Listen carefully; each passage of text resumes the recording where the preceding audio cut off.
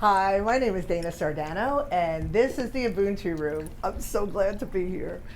The Ubuntu Room, we discuss all things personal empowerment, all things spiritual development, and everything that falls in between.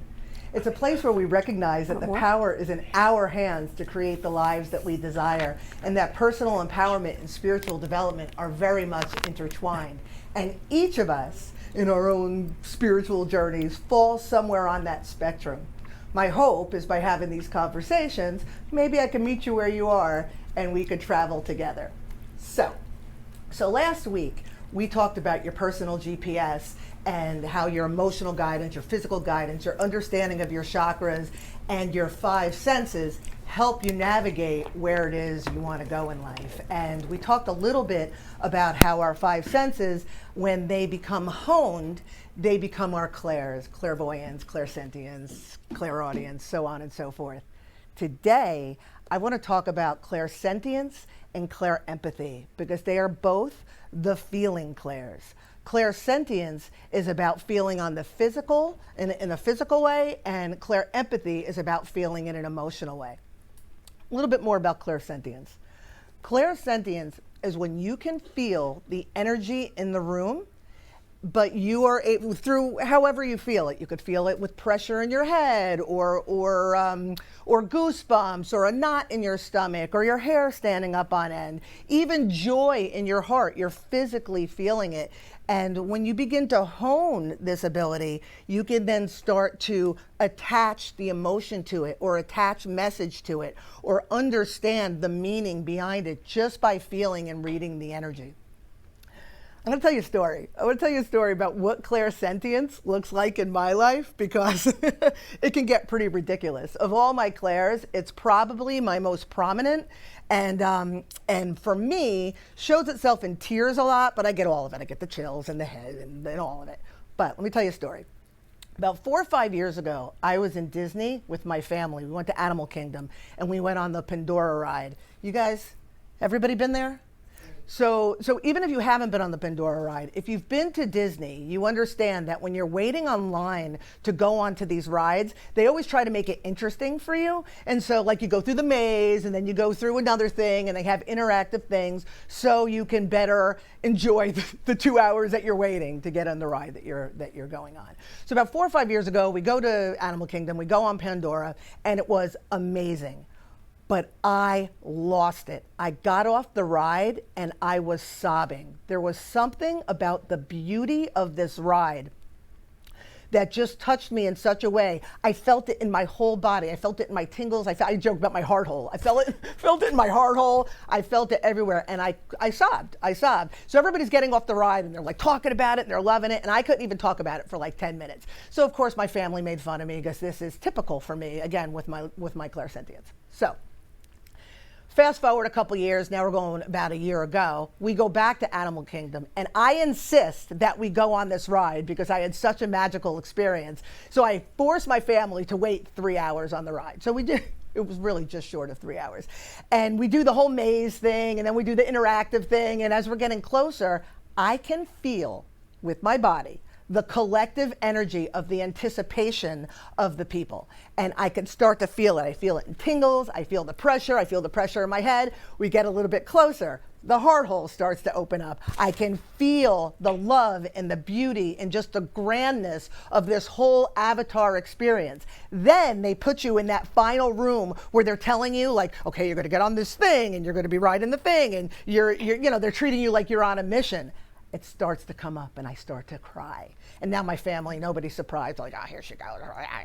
So I get past that. Then we go in the room and they put us each on the motorcycle thing. And if you're not familiar, it's a virtual ride. So you're supposed to be riding like this creature, but they put you on a motorcycle thing, they strap you on, they put the virtual reality thing on you.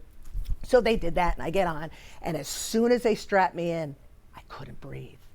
And I start to just become overwhelmed. And I'm like, and just as they're about to start the ride, I'm like, stop the ride. You got to let me off. You got to let me off. And I start freaking out. My kids, they're teenagers. They're like, Jesus Christ. So they let me off the ride and they went without me. And they put me in this little room. 3 hours I waited. And they put me in this room with these like 2 attendants while my family enjoyed the ride, where I sat and I sobbed for the entirety of the ride because I was so overwhelmed by the beauty. Then of course, and I could hear them in the distance on the ride, and I'm crying, and the poor girls are trying to because they think I'm scared, because they don't know what I'm going through, and they're trying to talk me off a ledge. My family comes out, they don't even want to know me, and then we go through the park. But what happened was, because I was now tapped in and my clairsentience had opened up, now we're walking through the park and I can feel everything. At one point we were walking by a band, and people were in the street and they were listening to the band, and I could feel their collective joy. And of course I lost it again. And I was just so enamored with the whole experience. That is what clairsentience looks like for me. But conversely, just as I feel the love and the beauty and I cry, oh my God, I can't go to a parade. I can't go to my kids' chorus performance. I can't go anywhere that there's anything that's remotely touching, because I feel it all over and I totally fall apart. But conversely, when something is scary or there's an energy is dense or dark, I feel that too. I was in the gallery once and I actually walked through, some kind of crazy energy somehow made its way through my doors, and I walked through a pocket of fear and felt it. I was not fearful, and then all of a sudden my hair stood up, my arm, and I freaked out and I could feel the fear. So it's really an interesting thing, and we all have the clairsentience to some degree because we all have the sense of touch. It's just a matter of how distracted are we, or have we numbed ourselves, or are we carrying burdens of things that are keeping it dormant? So it's just something to think about. I'm going to read some questions. I have some open-ended questions, and you've cracked the code. The woo is you. I devoted an entire chapter to these clairs, so I'm just going to go through some open-ended questions. But I just want to share clairempathy with you quickly before I get to the questions. So clairempathy and clairsentience, they overlap. It's similar, like if you're an empath, right? It's similar to the clairsentience, except it's more of an emotional thing. It's not so much where you feel it so physically, but you can connect deeply with the emotions of others. Like movie criers, like people who get immersed in other people's stories, or people who get immersed in other people's emotions, good, bad, or ugly. That's a serious empath. That's clairempathy. And just to illustrate, a few years ago, I was working with a woman, intuitive guidance, and she was telling me a story about how she had this trauma when she was 11 years old, and she was sad, and she was sharing it. And I was tapped into her, and I could feel her sadness and understand her, but all of a sudden, without warning, like a whoosh, it came up over me, and it came up through my heart, and I felt her despair and her sadness and her hopelessness, and I just began to sob. Now, not the beauty sob, but the actual adopting her sadness, and just lost it. And then afterwards I explained to her what had happened, but what it did is it allowed me to better connect with her as long as I understood what it was. And many of us have this empathy, this clairempathy, but we don't understand, and we carry the emotions of others. I spent most of my life carrying guilt and shame, not knowing it was my mother's. And I just walked around. Every time I was in the room with my mother, I felt shameful, not understanding, because I was a kid, obviously, not understanding that it came from my mother. So the reason I'm sharing this with everybody, and the reason the next couple of episodes I will be talking about the different clairs, is so we can understand that we all have these capabilities and not write it off and not take a pill and not think we're crazy, and really become more balanced in it and allow it to help us navigate our lives. So with that said, I just want to read a couple questions, open-ended questions, so you can see if this is one of your stronger clairs. Before you go Yeah. into the question, Yeah. navigate versus control. Yes. Because there are times you walk through energy, or you're in a room, you don't realize what it is, you identify, right? Now you're identifying, this is not my energy, I should not be sad, everything's great, but I'm feeling sad, I'm feeling anxious, whatever it is you're feeling. You're saying navigate. For people to navigate means they have to get to a higher level of understanding. Yes. Otherwise, it controls you. Yes. You don't believe in any of that. But I know when I walk through, for me, the hardest thing is a parking garage. Parking garages for me are like the biggest place that carries energies for me. Stairwells, same thing. So my family knows, do not put mom in a stairwell in a parking garage, because for sure she will walk out with an energy that is not hers. That's control, not navigate. That's my question. So how do you not let it control you, and you stay in control and you can navigate through it? Well, there's a couple of ways. I will always, my go-to is always with awareness. Always awareness. You are aware of this about you. I'm aware. Do not go into a parking garage stairwell. but you're aware that you're Yes. going to avoid it. Yes. So there's the awareness, and then there's the willingness. I'm always like awareness and willingness. There's the willingness to do something about it. So here's the thing: if you know that you are highly sensitive, and these hot spots are going to create a problem for you, you could avoid them, but you could also. There's so many ways to skin this cat. I'm just giving you one. You can mentally prepare yourself because everything is mental. You guys were talking about intentions earlier, and you put the intention and see if it works. Of course it's going to work if that's your intention and that's what you're focused on. So if you go into the parking garage and you say, I'm aware that there's energies here, but I will not. Again, you could do a visualization, like a shield, somehow a bubble. So I do it before I come here because I know as I was talking, I could feel my hands going again because of the nature of the intensity of the energy. So if you consciously, intentionally tell yourself that you're not going to allow it to affect you, with practice, it won't affect you. But if you avoid it, then it's always going to affect you because there's fear connected to Right, that. so I've learned, like the parking garage in Delray, the downtown Delray parking garage.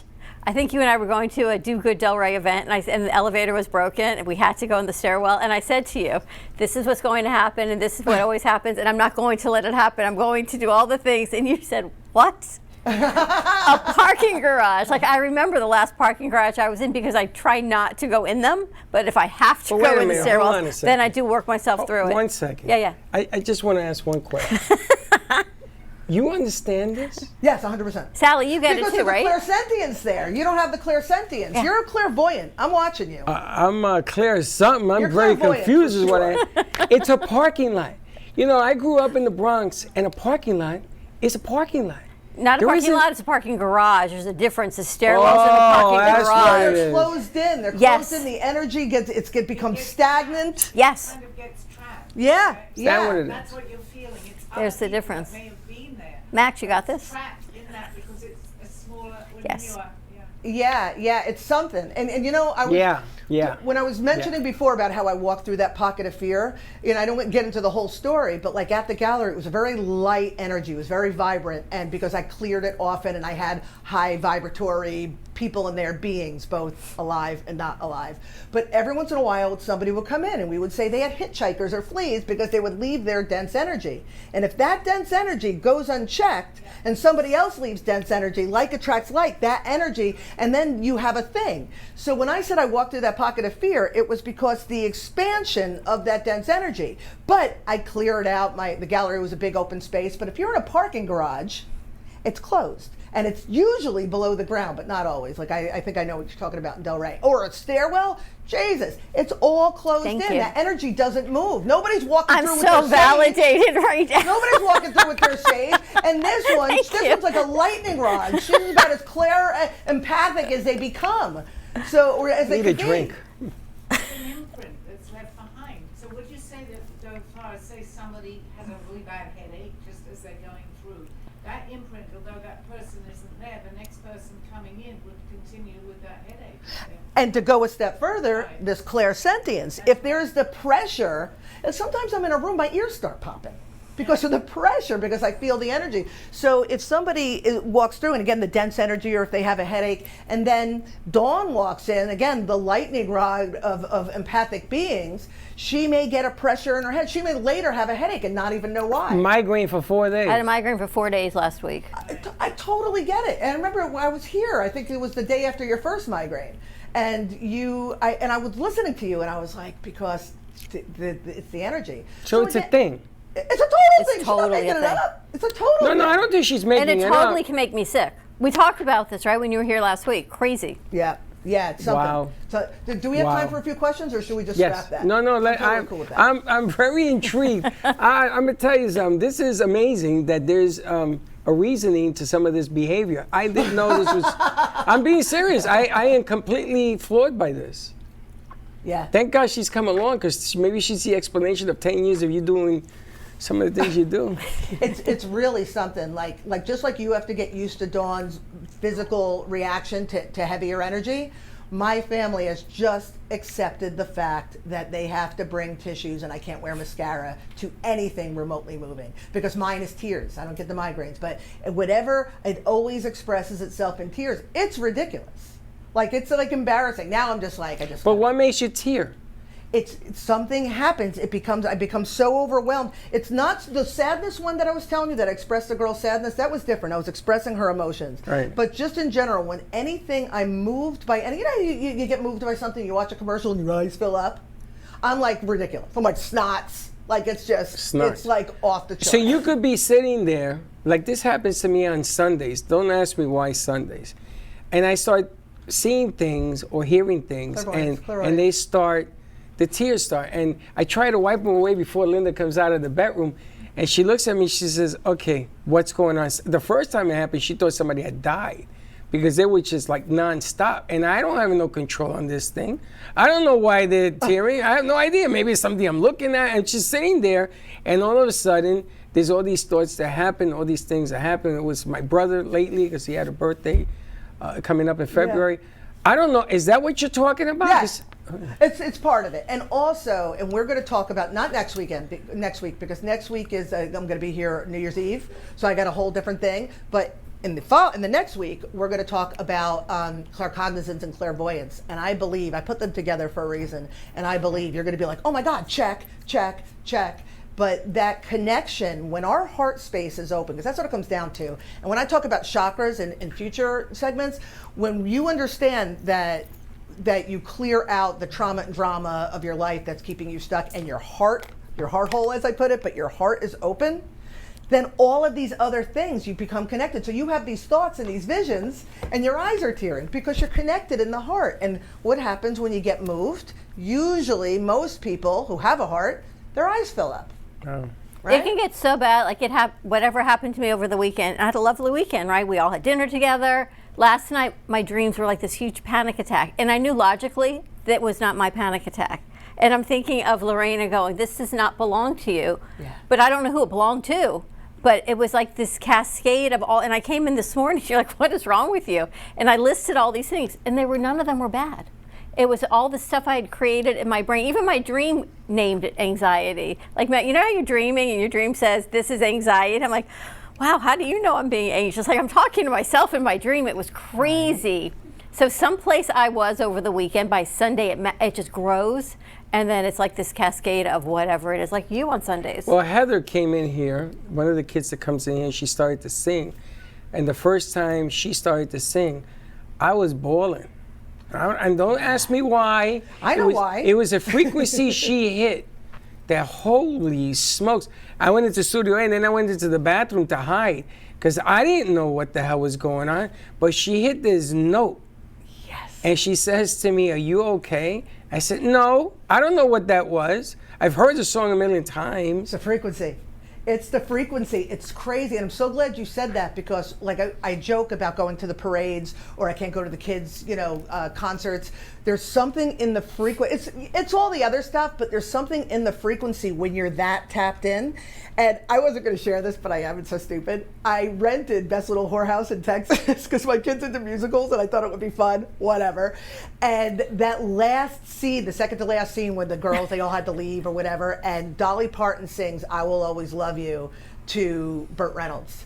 And I forgot that song was in it. And she goes, I just put my head in my hands and I couldn't breathe. And my little one is like, Mommy's crying again. It was that note.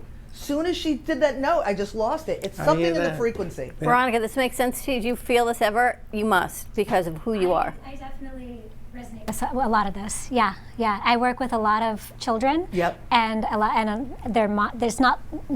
we never have drop-off programs, so moms are always present. So between moms and the little ones, there's a lot of energy always around me. Sometimes it's good and happy and light, and sometimes it's a little darker, and you never really know what's going on with people. And I resonate with the part where you said you have to, like, whether it's a shield or a bubble or something. I kind of do that too sometimes. I have many times envisioned a bubble, being inside a bubble, because you need to protect yourself. Yeah. Really, like, you have to protect your peace because it can just penetrate. Easily.